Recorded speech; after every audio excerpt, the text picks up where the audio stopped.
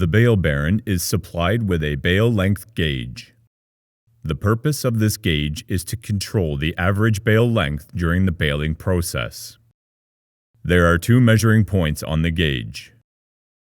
The main measuring point is 32 inches wide. This measurement should be used as an average when setting the bale length. The second measuring point is 35 inches.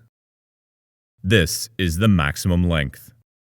The reason for the maximum length measurement is if a baler is making inconsistent bale lengths, the maximum length should be 35 inches. Adjust the balers to produce an average of 32-inch bales. The bale length can easily be checked throughout the course of baling with the use of this bale length gauge.